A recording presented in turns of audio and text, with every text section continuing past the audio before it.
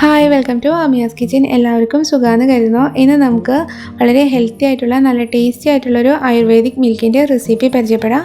അപ്പോൾ നമുക്ക് നോക്കാം ഇതെങ്ങനെയാണ് തയ്യാറാക്കുന്നതെന്ന്. ഇത് തയ്യാറാക്കിയെടുക്കാൻ വേണ്ടി ഞാനിവിടെ ഒരു ഗ്ലാസ് പാലെടുത്തിട്ടുണ്ട്. ഇതൊരു 250 ml ഗ്ലാസ്സാണ്. അപ്പോൾ ഈ പാല് നമുക്ക് ഈ പാത്രത്തിലേക്ക് ഒഴിച്ചു കൊടുക്കാം.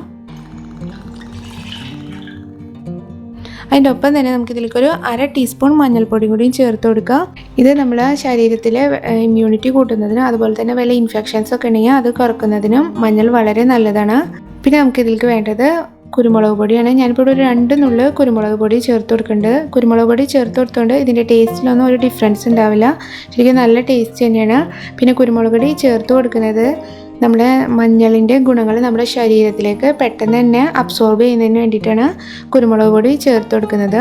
പിന്നെ നമുക്കിതിലേക്ക് വേണ്ടത് ഒരു ചെറിയ കഷ്ണം കറുകപ്പട്ടയാണ്. കറുകപ്പട്ടയും മഞ്ഞൾപ്പൊടി പോലെ തന്നെ ഒരു ആൻറ്റി ഓക്സിഡൻ്റ് ആണ്. ഇത് നമ്മുടെ ശരീരത്തിൻ്റെ ഇമ്മ്യൂണിറ്റി കൂട്ടുന്നതിനും അതുപോലെ ഇൻഫെക്ഷൻ കുറക്കുന്നതിനും വളരെ നല്ലതാണ്. പിന്നെ നമുക്കിതിലേക്ക് വേണ്ടത് ഒരു ചെറിയ കഷ്ണം ഇഞ്ചിയാണ്. ഇത്രയുള്ളൊരു ചെറിയ കഷ്ണം ഇഞ്ചിയാണ്. അത് നമുക്ക് ജസ്റ്റ് ഒന്ന് ചതച്ച് കഴിഞ്ഞിട്ട് ഇതിലേക്ക് ചേർത്ത് കൊടുക്കാം. ഇഞ്ചി ഡൈജഷന് വളരെ നല്ലതാണ്. അതുപോലെ തന്നെ കഫം കെട്ട്, ചുമ, പനിയൊക്കെയുള്ള സമയത്ത് ഇഞ്ചി ചേർത്ത് കുടിക്കുന്നത് വളരെ നല്ലതാണ്. ഞാനിത് ജസ്റ്റ് ഒന്ന് ചതച്ചെടുത്തിട്ടുണ്ട്. അത് നമുക്കിതിലേക്ക് ചേർത്ത് കൊടുക്കാം.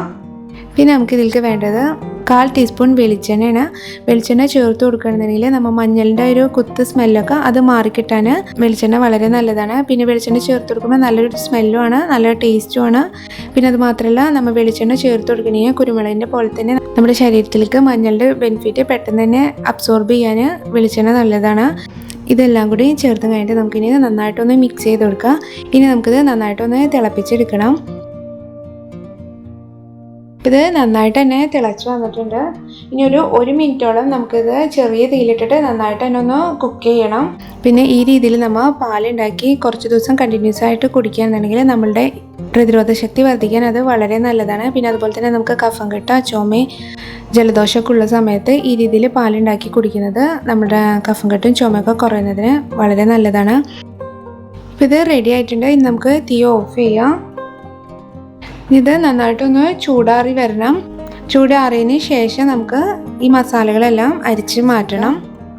ഇപ്പോൾ ഞാൻ ഈ പാലിൽ നിന്ന് മസാലകളെല്ലാം അരിച്ചെടുത്തിട്ടുണ്ട്. ഇപ്പോൾ നമ്മുടെ ആയുർവേദിക് മിൽക്ക് റെഡി ആയിട്ടുണ്ട്. ഇത് ഈ രീതിയിൽ തന്നെ നമുക്ക് സെർവ് ചെയ്യാവുന്നതാണ്. മധുരം താല്പര്യമുള്ളവരാണെന്നുണ്ടെങ്കിൽ ഇതിലേക്ക് നമുക്കൊരു 3/4 ടീസ്പൂൺ ഹണിയും കൂടിയും ചേർത്ത് കൊടുക്കാവുന്നതാണ്. ഞാനിപ്പോൾ ഇവിടെ ഒരു 3/4 ടീസ്പൂൺ ഹണി ഇതിലേക്ക് ചേർത്ത് കൊടുക്കുന്നുണ്ട്. കുട്ടികൾക്കൊക്കെ കൊടുക്കുമ്പോൾ ഈ രീതിയിൽ ഹണി ചേർത്ത് കൊടുക്കുകയാണെങ്കിൽ കുട്ടികൾക്ക് നല്ല ഇഷ്ടമാവും. പിന്നെ ഹണി ചേർത്ത് കൊടുക്കുമ്പോൾ നല്ലൊരു ടേസ്റ്റുമാണ്. ഹണിക്ക് പകരം പഞ്ചസാര ഒന്നും ചേർത്ത് കൊടുക്കരുത്. പിന്നെ ഹണി ചേർത്ത് കൊടുക്കുന്ന സമയത്ത് പാല് നന്നായിട്ടൊന്ന് ചൂടാറിയതിന് ശേഷം വേണം ഹണി ചേർത്ത് കൊടുക്കാൻ. ചൂടുള്ള പാലിലേക്ക് ഹണി ചേർത്ത് കൊടുക്കരുത്. അപ്പോൾ നമ്മുടെ ആയുർവേദിക് മിൽക്ക് ഇപ്പോൾ റെഡി ആയിട്ടുണ്ട്. ഇത് വളരെ ഹെൽത്തി ആയിട്ടുള്ള നല്ല ടേസ്റ്റി ആയിട്ടുള്ളൊരു മിൽക്കാണ്. നമ്മുടെ ഇമ്മ്യൂണിറ്റി കൂട്ടുന്നത് ഇത് വളരെ നല്ലതാണ്. അപ്പോൾ കുറച്ച് ദിവസമൊക്കെ കണ്ടിന്യൂസ് ആയിട്ട് ഈ പാല് കുടിക്കുകയാണെന്നുണ്ടെങ്കിൽ നമ്മുടെ ഇമ്മ്യൂണിറ്റി വളരെയധികം ഇമ്പ്രൂവ് ചെയ്യും.